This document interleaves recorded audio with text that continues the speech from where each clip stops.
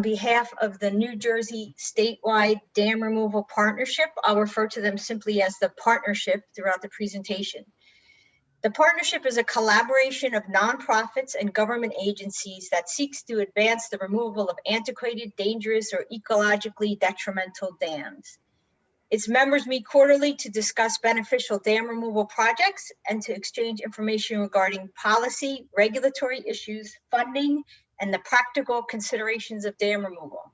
The partnership also provides information to the public about how dams and dam removals may impact their communities and their lives. The goals for the meeting today, or the presentation today, are to have participants leave with a general understanding of permitting in New Jersey and help the partnership to understand what the needs might be out there for folks thinking about dam removal. And then lastly, to help to connect people working on dam removal in New Jersey. I'm going to start with a kind of disclaimer here that anyone listening or interested in permitting in dam removal know that what we're doing here today is to just kind of give a snapshot of dam removal, and that you will definitely need information beyond what we're presenting here, to really set out to remove a dam. And then I next wanted to just do a tiny little housekeeping issue for myself, really. A lot of folks on this session were also on the first two sessions, and I'd like to correct an omission I made in the second session on partnering with organizations in New Jersey. I put up a slide with, folks that are regional partners on dam removal, and I forgot a very important partner, which is Sustainable Raritan. And I mention that not only because it's a significant geography for New Jersey and for dam removal, but also because the representative to the partnership, Sarah Malone, has been really instrumental in getting our NJDEPs.org website up and running. So I think Michelle would have just put a link to Sustainable Raritan in the chat. And unlike me, Michelle will be watching the chat throughout, but we're going to hold questions until the end. So if you have questions, you can put them in the chat at any time throughout, but we will, we'll kind of collect them. And then next, I'd like to remind you, if you wouldn't mind staying on mute for the presentation, especially I know sometimes folks who call in, who join via phone, sometimes forget and just trying to save any kind of background noise. You see up the agenda for today, and it leaves a good amount of questions for the, time for a question at the end. You see representatives who will be able to speak for a few minutes on each of the permits that you will need. There are a whole bunch of them. Again, as I said, definitely need to contact the regulatory agent before you set out on a dam removal. And also, I strongly recommend anyone undertaking this process have a pre-application meeting, a kind of, it's almost a one-stop shopping for finding out what sort of regulatory issues and permits you will need going forward. So it's always best to start with DEP and set up, a kind of a general pre-application meeting. It'll help you to really not have to double back or, lose time in covering an issue that you could have covered, straight away. So I am going to actually just wanted to mention that there are other partners that you will need to speak to other than those that are on today. Again, with the limit of an hour, there were, only a certain amount of folks that we were able to put out. So there might be some entities that you're going to need to connect with. I'm going to mention a few during the presentation, but also depending on the funding that you have, you may have other requirements that are not, formal legal permitting requirements, but you're probably also going to want to connect with your funder or the source of your funding regarding the things that the marks that you're going to need to hit on your project.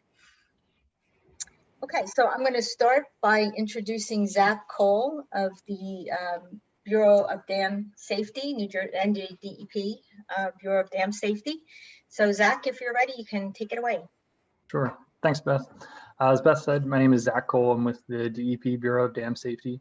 And also on this call is Clint Oman. He's the manager of our bureau, so we'll both be available to answer any questions. TK. Okay, so to focus on permitting for dam removals, our dam safety standards outline 9 requirements for dam removal. I'll go into a little more detail on the next slide here, but to highlight a few of those key items that come up, the first will be no increase in downstream flooding.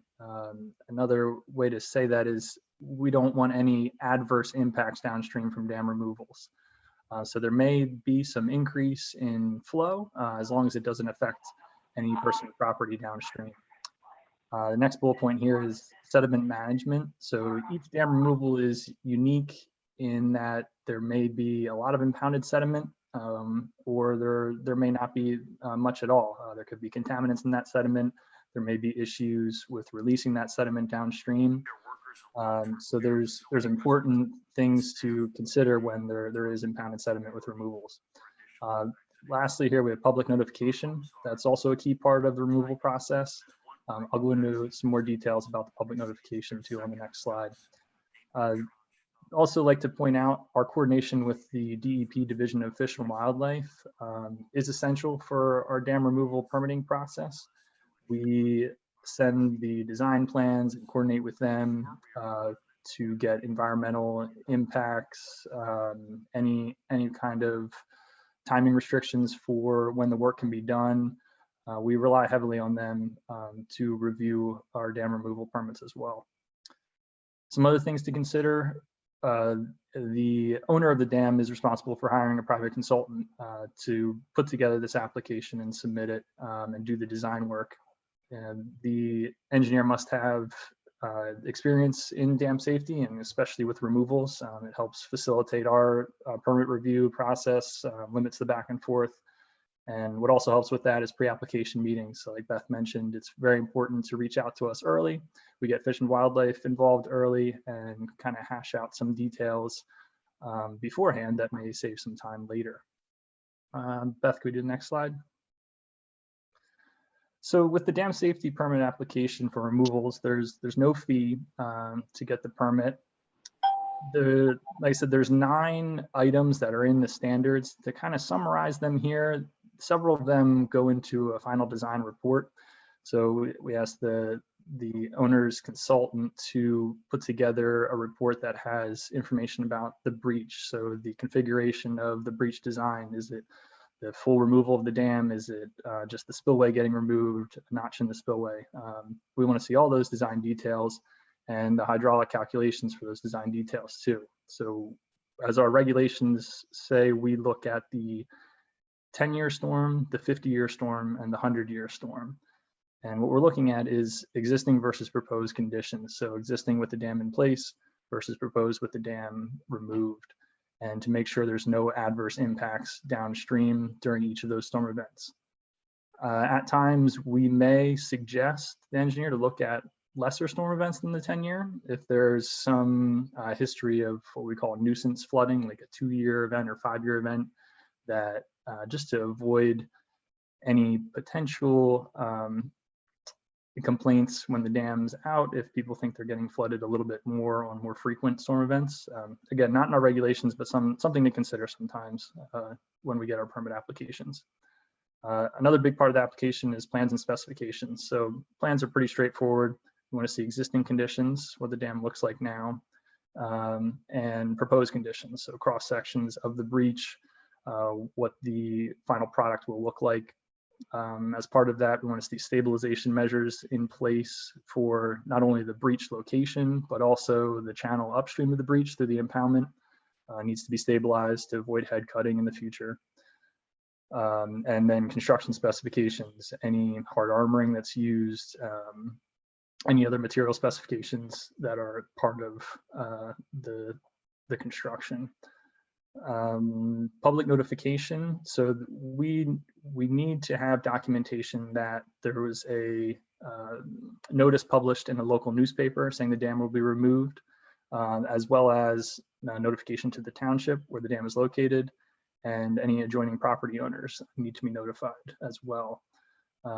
It gives people a chance to review the plans, and if there's any objections or concerns with the project, they can be brought up as well. So there's a bullet point here about petitions. So any objections to the project, if they can't be hashed out between the owner and the consultant and the objector, or maybe if our office needs to facilitate a little bit, then our office will host a public meeting or public hearing to listen to any objections. And that's simply a venue for statements and comments to be made.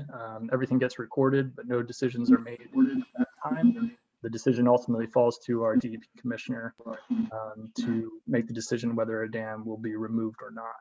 So just because there's some objection to removal doesn't necessarily mean that the dam cannot be removed ever. It just may take a little more time to iron out those concerns. And lastly, I'll reiterate the coordination with Fish and Wildlife. So for environmental impacts, as we talked about, the sediment management can be a big issue, and environmental concerns associated with that, which we rely heavily on Fish and Wildlife. So those pre-application meetings are very important for us. And I think that's it from me. Thanks, Beth. Okay, thank you, Zach. We're going to segue now into another major permit, and that is the permitting done by land use. And again, this is Michael Tropiano from land use. And just something that Zach said reminded me that it's really important to talk to the community where you're going to do a dam removal. Again, it's another early and often recommendation, because the actions of the community, if they're not, fully on board, can slow you down. And that goes for both the permit that Zach just covered and what Mike Tropiano is about to talk about. Hey Beth, thank you. I'm Mike Tropiano from NJDEP, Land Resource Protection. We regulate freshwater wetlands under the Freshwater Wetlands Protection Act rules. They regulate the wetlands, wetland transition area, and state open water. Any activity proposing impacts to wetlands, wetland transition area, or state open water is regulated under the Freshwater Wetlands Protection Act rules and will require permitting from us. So that's why dam removal is regulated under us. Before applying for these permits, we highly recommend that you come in for a pre-application meeting to discuss the project with us. Next slide. So under the Freshwater Wetlands Protection Act rules, there's a general permit number 18 for dam repair. And this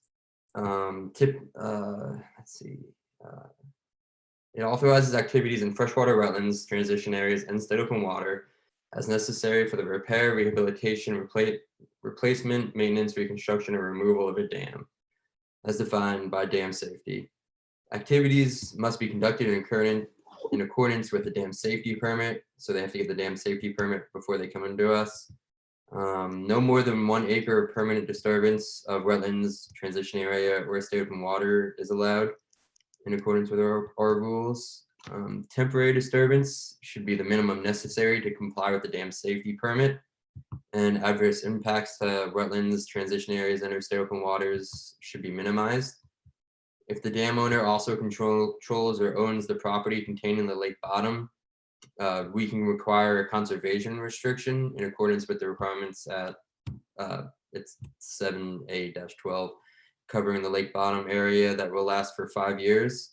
There's $1,000 permit fee, and in specific cases, we will allow dam removals under a general permit number 16, but the dam removal itself would have to be associated with a much larger stream enhancement project. So typically we require the Freshwater Wetlands GP 18. And next slide. And these are my resources, some of the websites that I use. That's where the Freshwater Wetlands Protection Act rules can be found. This is the Land Resource Protection homepage, and some forms and checklists for when you're applying for the permitting. that can be found at this website. If you have any questions or want to set up a pre-application meeting, you can feel free to reach out to me. Again, it's Mike Tropiano, NJDEP Land Resource Protection. My email is michael.tropiano@dep.nj.gov. We're all working remotely currently. So if you email me with PDFs of plans or any information, that would be extremely helpful and we could set something up. That's all I got for you. Okay, thanks, Mike. And I think everyone can see that dam removals not only cover the dam itself, obviously, but upstream and downstream potential impacts or actual impacts due to other restoration. So while the rules are pretty clear, it can get kind of complicated in a bigger dam removal or one where you are impacting more areas. So just to reiterate, that pre-application meeting will be very helpful. Okay, so now we have Mark Virgilio from U.S. Fish and Wildlife, and he is going to talk about the NEPA Act. Yes, thank you, Beth.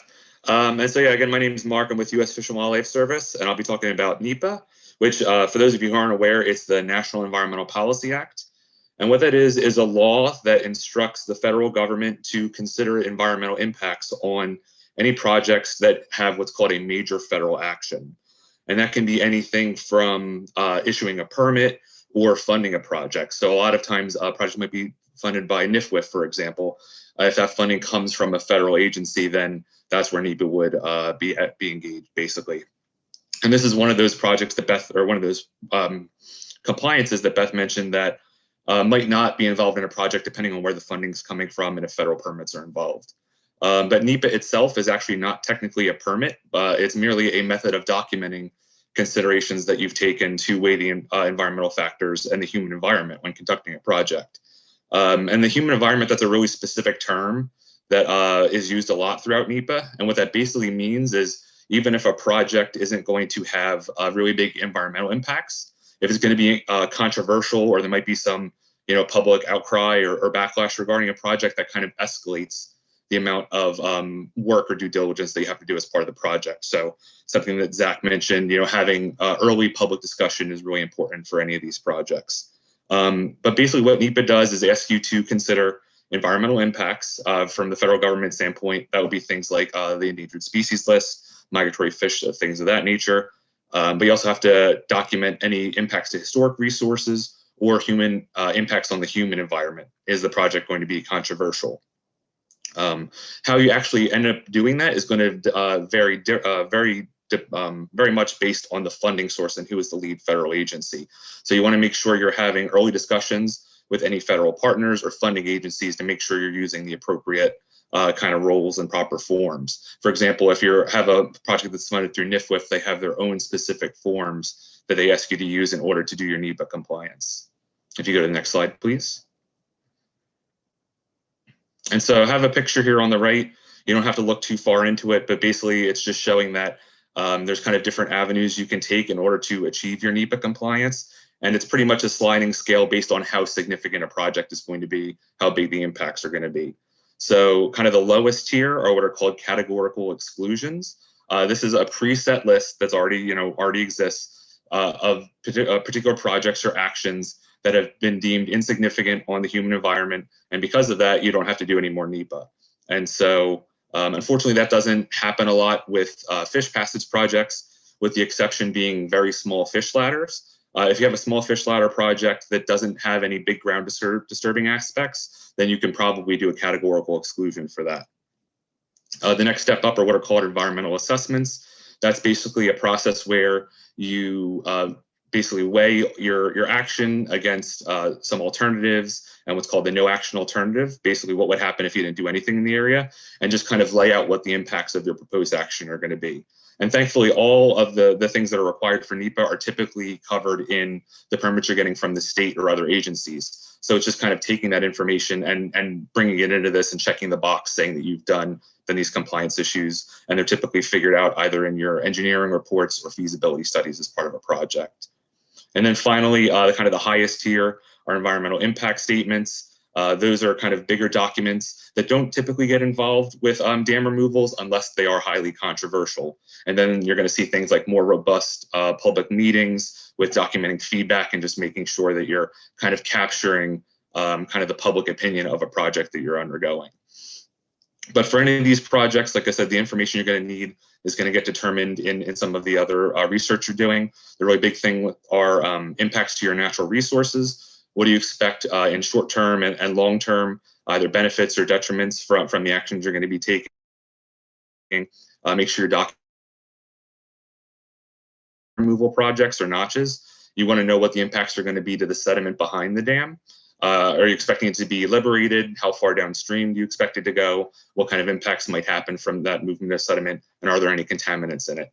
And then finally, with any types of projects that are going to change river morphology, you want to have some estimates of what's going to happen to the river channel and any flood zones in the area.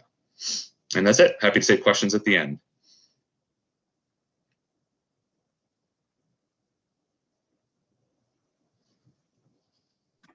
Sorry. Okay, so the next slide is not so eloquently labeled the may or may not permits. This is my slide. And before I talk about the permits that you may or may not need, Michelle, would you mind putting up, we have a poll for folks to participate in. As mentioned, we're trying to get an idea of what's happening out there in the dam removal community and what exactly we might do to be of help. So if you guys wouldn't mind, just takes a second.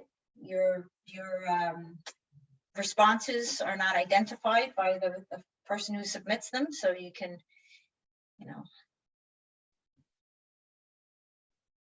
apply freely. Looks like we're about halfway there. We'll give it another 15 seconds or so.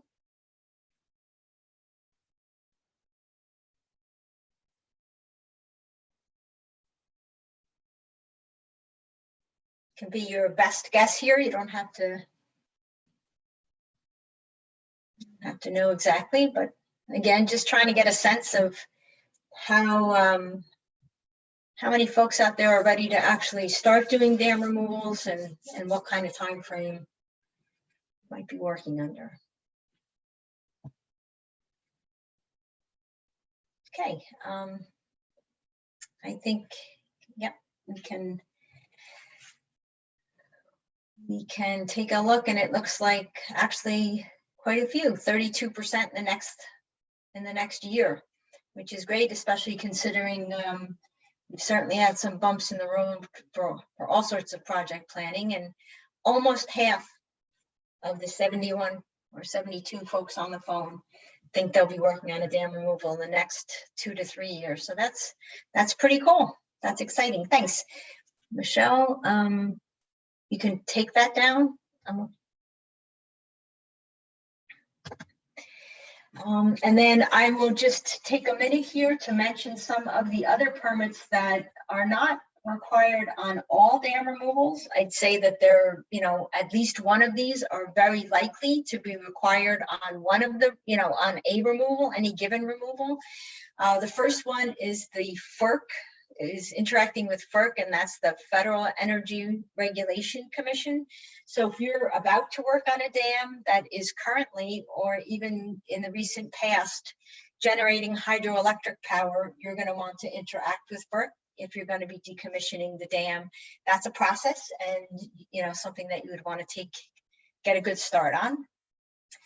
County permits can be needed if you're working near a county bridge, within the easement, if you have to cross county property, which again, if you think about where this kind of infrastructure is typically located, you're very likely to be somewhere that you're going to be, crossing public property to get there. So you might need an access permit or permission to work in the easement of a bridge. Unlike the state, the county, at least in my experience, does not seem to have much of a time limit on weighing in on these sort of projects. So again, I mean, as early as they will let you bring them, even the concept of a project, if you think you're going to need, consent, or at least even coordination with the local county. As soon as you can form that relationship, the better. Other regional type permits might be applicable, including working anywhere in the New Jersey Highlands. You're going to need to run your project near past the Highlands for approval. It's not an actual permit, I don't think. Someone can correct me there in the chat, but it's more of a kind of a go, no go. And I think that that comes in under the land use permit. I think that would appear there. One permit that you definitely will have to have that no one is going to address directly is a water lowering permit. Obviously, if you're going to be taking out a dam, you're going to be lowering water, right, permanently. That is a permit that New Jersey Fish and Wildlife issues.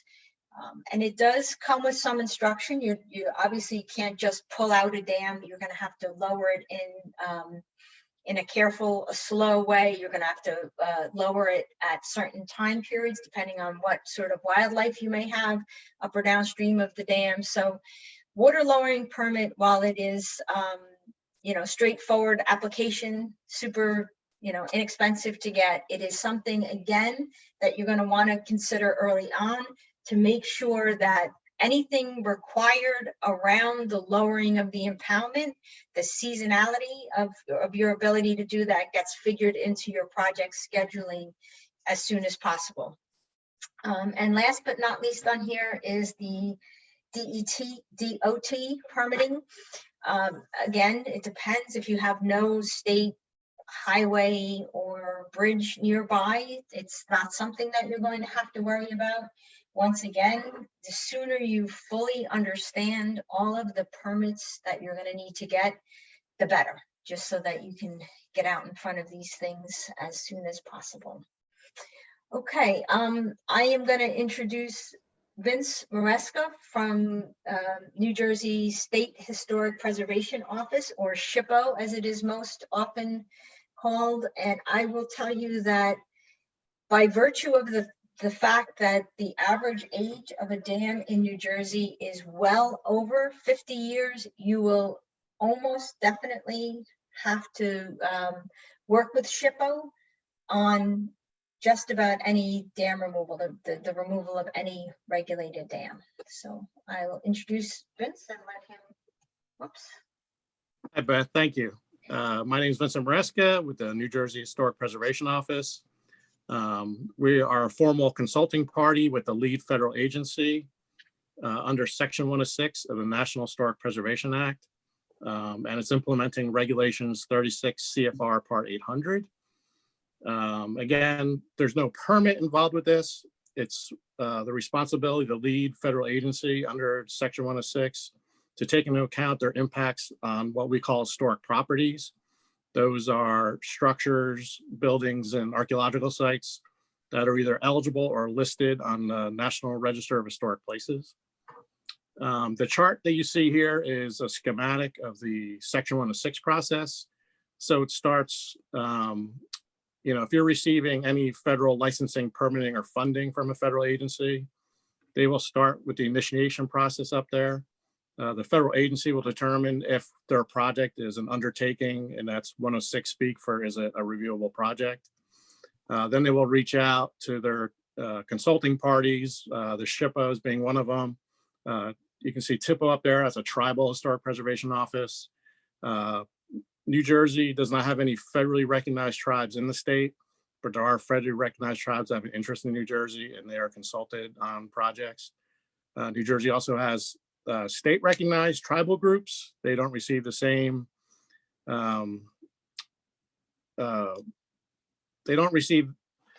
consultation as a federally recognized tribe, but they're consulted as consulting parties under the rules and treated as such as historical societies, local governments, etc.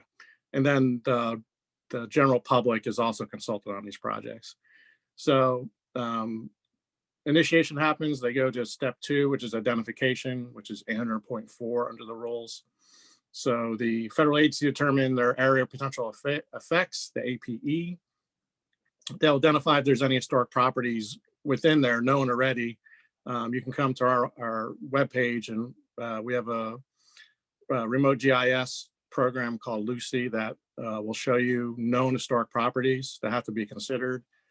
Just keep in mind, a lot of historic districts that are identified in the state, dams were typically not identified by the people who prepared those documents. They usually focus on the houses around the dam. So if you, as part of the 106 process, sometimes we have to request intensive level architectural survey to identify if the dam or dam structures and their associated water power systems. So you're not just removing the dam, but also gonna have impacts if there's any mill or mill remains and their water power systems, the head races and tail races, and the impoundment itself. So if there's no historic properties, they're taken into account by the federal agency in consultation with our office to determine if the project will have no effect, no adverse effect, or an adverse effect on historic properties. If it's no adverse effect or no effect, the project ends. If it's adverse effect, we would move to section 3, which is assessing adverse effects. The agency will consult with the SHPO, consulting parties, any tribal groups, and the public to determine how are we going to avoid, minimize, or mitigate the adverse effects of the project. And through that process, we move to 4, where it says resolving adverse effects, 800.6. And typically, through consultation with the lead federal agency, the SHPO, and any consulting parties that may wish to participate, we will develop a memorandum of agreement, an MOA, or a programmatic agreement, or a PA, to resolve those impacts. And I just want to say also that the lead federal agency should also be conducting their NEPA in parallel with their Section 106 responsibilities. Finally, that process that I just outlined for Section 106 is sort of mirrored in your state permitting. So the SHPO also reviews freshwater wetland permitting, CAFRA permits, waterfront development, highland preservation area approval projects. And if there's a public entity, a state, or state, county, federal, not federal, if there's a state or municipal entity that's working on a project, they could also be subject to the New Jersey Register of Historic Places Act and Executive Order 215. So that's, in a nutshell, is how the Section 106 process will go. I will also say that we also look at these projects as fish passage, not dam removal, because fish passage is ultimately the goal of most projects. I understand there's stream habitat is also part of it. But as part of that mitigation process, we have to look at alternatives to removing a dam and other projects. Rock ramps and fish ladders are some viable alternatives that have been developed in the past on projects. But the Section 106 process involves a greater component of the public as part of that review process. It's less so as part of the state permitting processes that I laid out for freshwater wetlands, et cetera. And that, in a nutshell, is a large look at the large Section 106 process very quickly. Okay, thank you. Thanks, Vince. And I know that you touched on it, but the dam or the mill or the head or tail race, whatever exists, doesn't actually have to be designated, you know, as on the historic registry for the town or the state for the SHPO process to trigger. Is that true? I just wanted to make that clarification. Correct. We would look at what's the potential effects of the project. Again, these historic properties, it's a system. So it's not just the dam as part of the water power control for a larger historic property. So it's usually all those elements together that we look at. Mm-hmm. So while you remove the dam, it could have an effect on those other resources as well. Okay. All righty, thanks. Mm-hmm. And we will segue now to the Soil Conservation District rep, Michael DePalma. Michael is joining us from Hunterdon County, but of course, dependent upon what county you're in, and I think there are even a few municipalities that undertake the responsibility, but depending upon where you are, you'll find your soil conservation district. You can easily find where you need to go to online. I want to make sure that Michael is with us and is ready to go. He had a conflict up to 1:30, so I wanted to make sure he's here. Yep, I'm here. Okay, great. So the soil conservation districts, we basically get involved when the soil disturbances are in excess of 5,000 square feet. That doesn't only include the dam removal itself. It includes access, stockpiles, a stocking yard, all kinds of a whole area of soil disturbance. So we always say at the district is, if you're doing a dam safety, bring it into our office. We'll determine if it's going to be over 5,000 square feet. If it's not, we'll do a letter basically saying that it's less than 5,000, but at least then we're aware. So if the public, calls us, we know what's going on out there. If the area of soil disturbance is in excess of 1 acre, you'd be required through the 5G3 permit to get a permit through them. And that's a DEP permit through the EPA. But with all the other DEP permitting issues, this may be waived. The plans need to be an engineered soil erosion and sediment control plan. These plans include the staging area, access roads to be built, soil disturbance within the staging area, and the soil disturbance within the stream. So like I said before, I would definitely recommend getting a determination if you think it's under, but we can, look at it from our end and we can have an open communication about it. All our rules and regulations and standards are on the NJDEP, NJ Department of Agriculture website. And all the standards and guidelines for every district should be on their website. You go to our website, you should be able to locate all that. The fees, each district is a little different. Depending on the acreage, that's how the fee is based. So we do inspections, and it's also for plan review and on-site time. During the inspections, we're making sure that the plan is being implemented as it was approved. So we're looking for, when we go out there, silt fence, tracking pad, and making sure that the soil disturbance is staying within the limit of disturbance. And then we'll actually do a final sign off on the entire project, showing, that the agronomic specs were met, the tree plantings were done, the restoration of the stream banks was installed, and basically looking for permanent vegetation, which I think in the end result, that's what everyone's trying to do, is we're removing a dam and we want to make it as stable as possible. Some other things that would be on the plans you can do is, we'd like to see the existing grades on a soil erosion sediment control plan, proposed grades, silt fence, silt socks, turbidity barriers, tracking pads, because usually a lot of the material from the dam is taken off site to somewhere else. So we want to make sure that's all there. And then we have soil compaction standards that kind of just come in a couple years ago.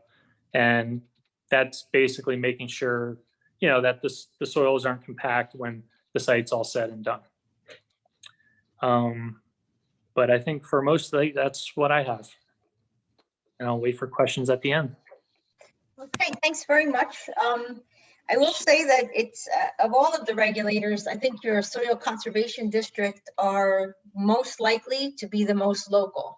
So they'll probably have a good handle on your site, and you will see them. I mean, the inspectors do come down, I think in my experience, at least weekly or maybe every other week, and they generally have some good and helpful information on making sure that you stay in compliance. So before we go to questions, I'm going to ask Michelle if she can throw up another poll. So the previous poll was a little bit more about the timing, and this is a little bit more about the kind of project you see yourself working on.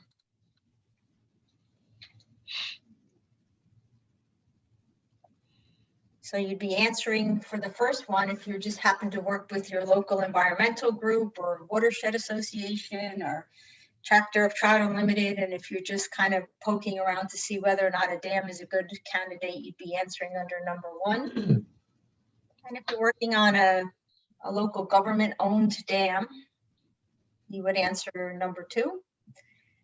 And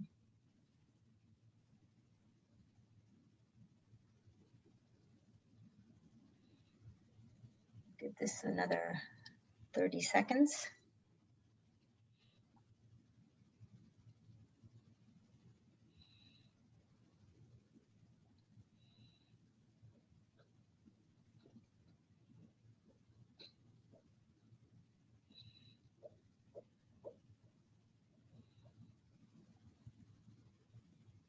I know that Michelle, I'll just say this as folks are finishing up. I know that Michelle has put in the njDams.org website into the chat a few times.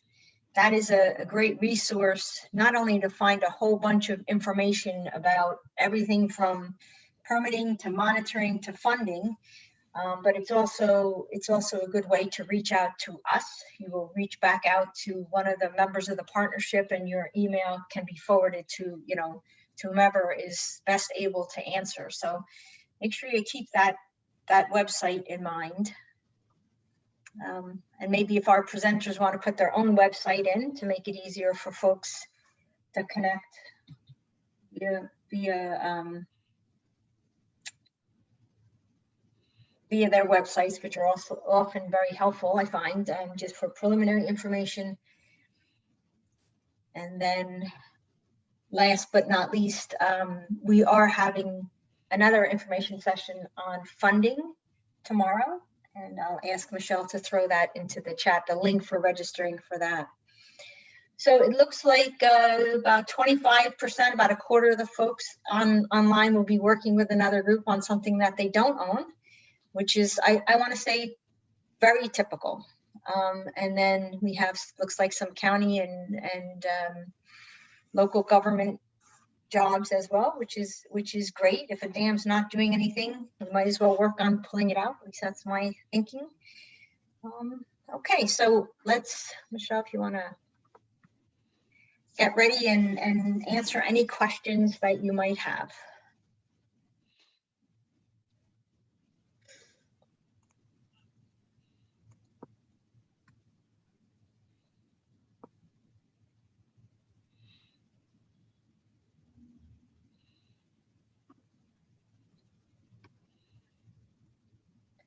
Michelle?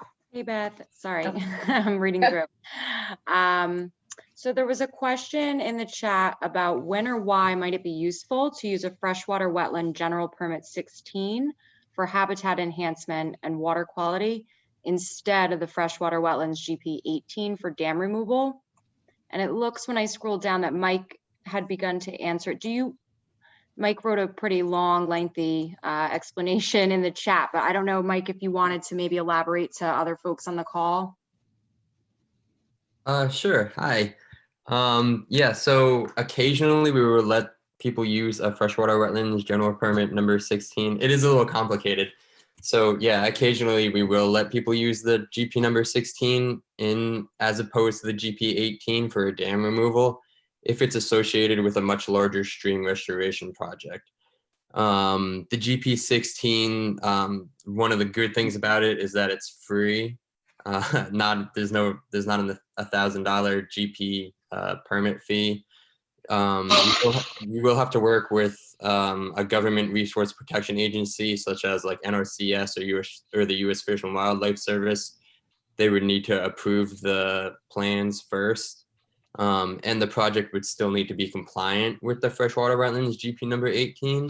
So you'll still need the dam safety permit. Hopefully that helps a little bit. It's a little complicated. That's why I wrote so much. Thanks, Mike. Thanks, Mike. We have another question. Has a dam removal project ever required a NJDEP CAFRA or waterfront development permit?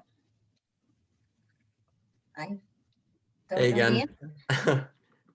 Yes. So I actually don't have that much experience with CAFRA or waterfront. I think I might have worked on one application from them in that area. I mean, so if someone wants me to reach out and get the answer for them, I can.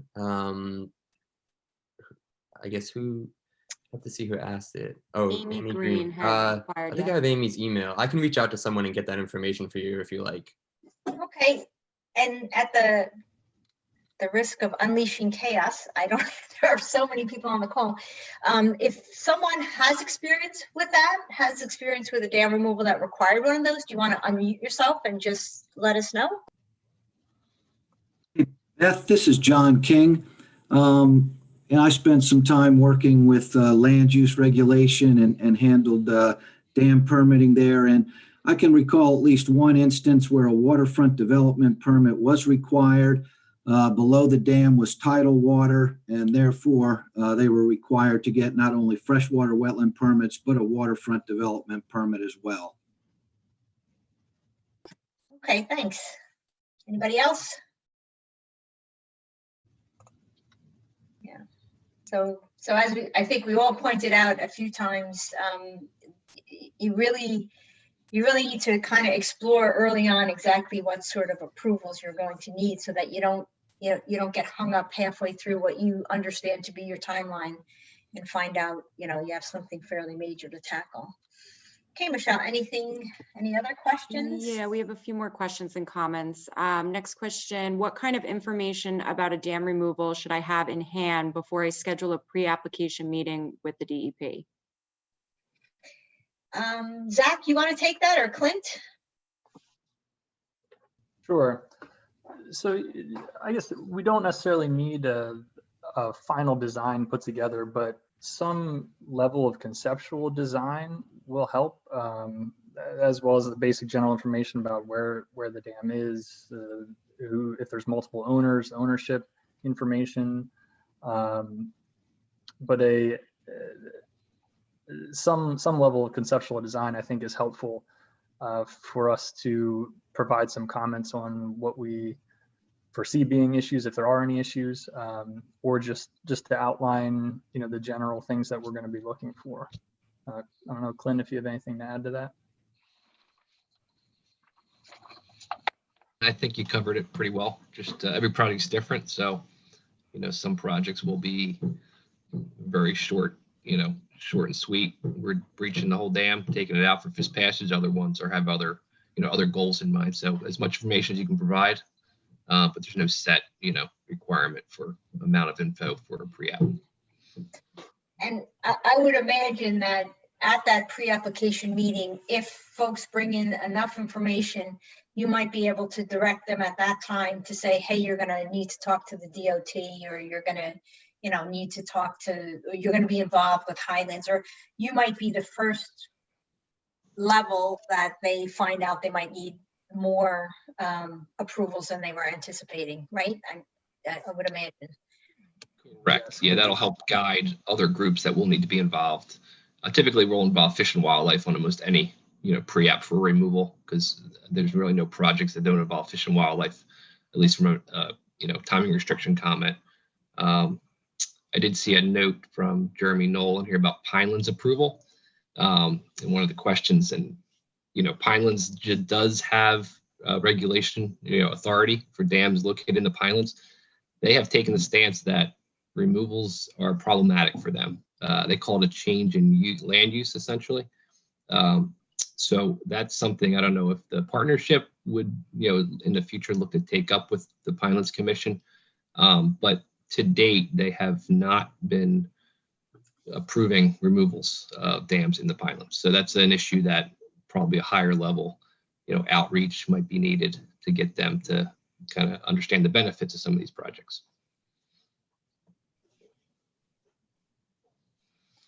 Okay, thanks. And we have discussed the issue with dam removals in the Pinelands, and we do have at least a member from the Pinelands Commission, who receives invitations to our meetings, but definitely something that begs a deeper conversation. Michelle, anything else? Yeah, we have a few more. So what are some typical items that are overlooked in application submissions for dam removals?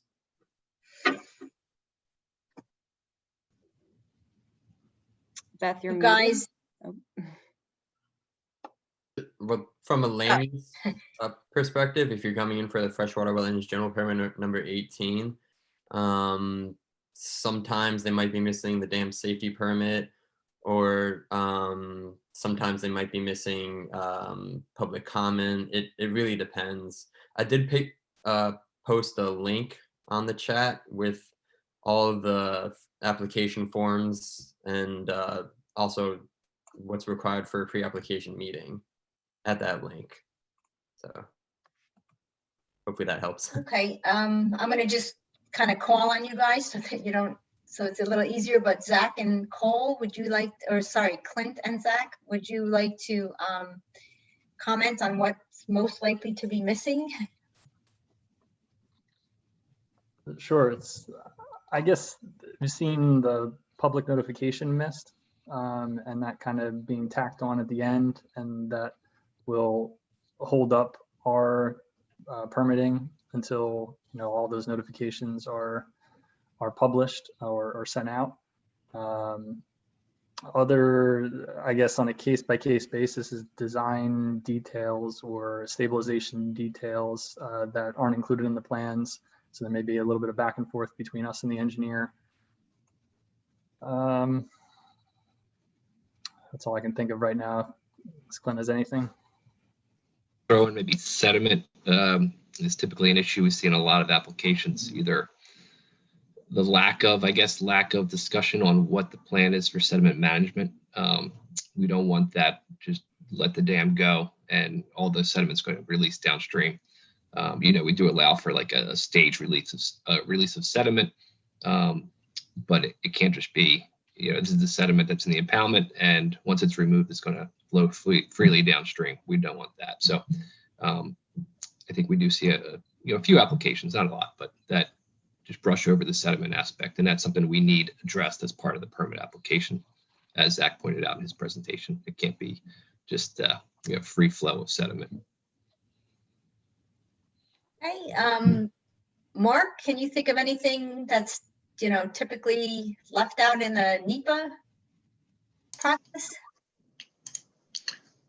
Oh, there we go. No, I think that's about it. The last comment about, how sediment's going to mobilize and if there's any plans for like stage release, that's a big one. But yeah, that's all I got. Okay, Vince, stuff that people don't consider in their SHPO work or MOEs? Sure. In the initial submission, if it doesn't contain a phase 1A archaeological survey, we would need a short and sweet history of the dam so that we can understand it, when it was built and its possible significance, and 2 current photos of the dam structure itself so we can see how it was built and provide the assessment through that as well. Okay, and Mike DePalma. Yeah, typically they just they miss out on the limited disturbance. Sometimes they need to be a little broader, and then stability. We go back and forth on stabilization and things like that, but that's really about it. Okay, Michelle, any other questions? Yeah, okay, comment and question. The state governing agencies have different interests and responsibilities. So they coordinate with each other when those interests may conflict to minimize the regulatory problems that a dam owner might face. Well, I can tell you from experience that they certainly consult with one another. Sometimes, you know, in ways that are clearly laid out, and then sometimes depending upon, you know, a specific situation that arises, that might spark a conversation. Clint or Zach? I'll jump in on that, but yeah, we do coordinate. I mean, we understand everyone has a different goal. The removal of a dam is not typically just, you know, to remove the dam. It's to, you know, either allow for fish passage, improve habitat. So, you know, certainly the majority of our discussions and coordination are with, you know, Fish and Wildlife, to make sure that the goals of there, you know, if it's fish passage project, it's indeed going to achieve fish passage. And again, as you know, Mike pointed out, the land use approval is contingent on dam safety approval. So, you know, I think our rules as far as the flooding are something that we can't just disregard those rules. You know, there's some parts of our act that it has to be addressed as part of the removal. We can't, you know, our rules do allow us to kind of, you know, allow for some deviation from the standards, but there are some things in the dam safety and the act that we can't, such as flooding. So we do need, you know, some things to be ultimately addressed no matter what the project is, but we certainly can work with the other programs to make sure everyone's happy and everything's addressed that needs to be addressed as part of a project. Okay, anybody else want to weigh in on the interactions between the different agencies? This is Vincent from SHPO. Obviously, our concern is the historic component, which tends to be, you know, at odds sometimes with the environmental component of the project. And, you know, we do work together. I would just say that, you know, if a dam comes out and it's historically significant, the mitigation will be commensurate with the adverse effects. Okay, anybody else, or Michelle, another question? Yeah, when a dam is removed, the upstream pond behind it is eliminated. Can the wetland revealed by a dam removal be used to mitigate wetland filling at any other project?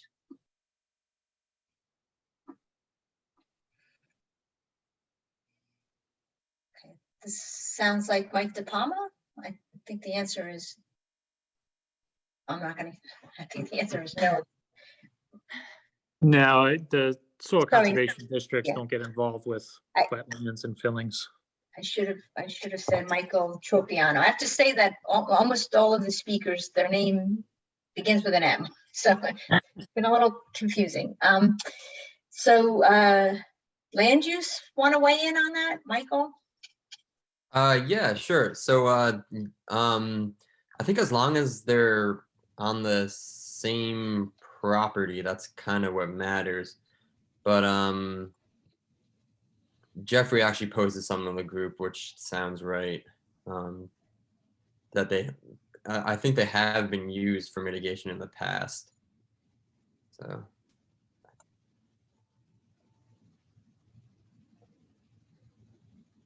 Okay, sounds like. And then there was just one more general comment that I missed from earlier. It just says regarding the Highlands region, dam removals, there may be some need to alert the Highlands Council staff to the plan removal. The Highlands Council coordinates with the DEP Division of Land Use Regulation on projects in the preservation area. Yes, that's a good example of, you know, finding out in your pre-application meeting that you may, you know, you might not even have an idea that you're in the Highlands region. So that's another good reason to do that pre-app meeting early. Okay, so I think that sounds like we're getting to the end or at the end of questions, but if you guys can hold on 2 seconds, Michelle, if you could throw up that poll, which is really about where we go next with these online sessions, especially because we can't meet in person. We'd like to know what sort of things you're looking forward to. You can throw them in the chat if you would like an online session that's not mentioned here. But we were thinking that the next session might be a little bit more free-form, where folks can, you know, bring questions and you can send them in advance, so we make sure we have the right people there to answer those questions. Or you could just join, and if a question occurs to you as you're listening to the discussion, be able to throw out another question. But if you could just take a second to answer this or to throw any other suggestions into the chat.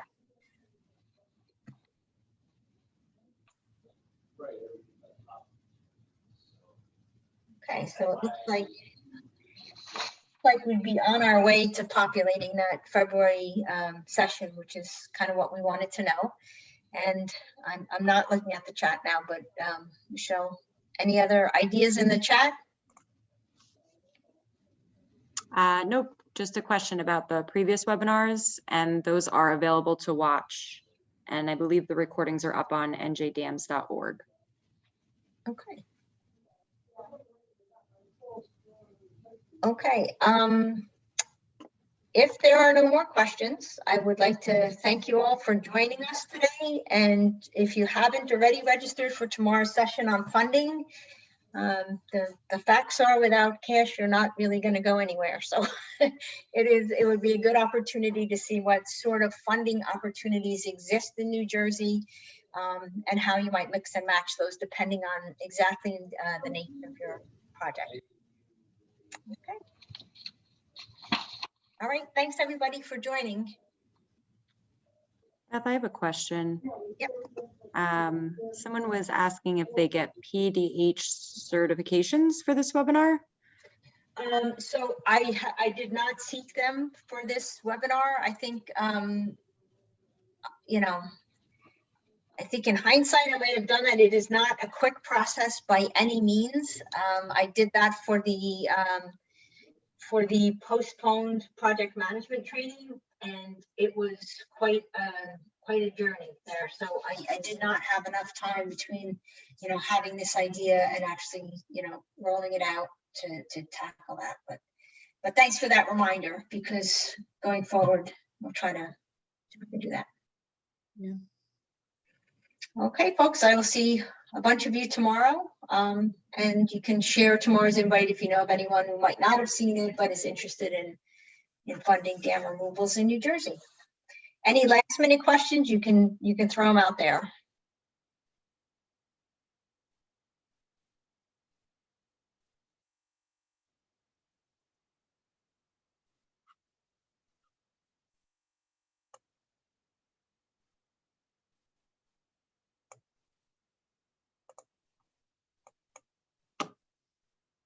I'm not seeing anything else. Okay, looks like folks are starting to jump off. Just wanted to make sure we didn't anybody stranded.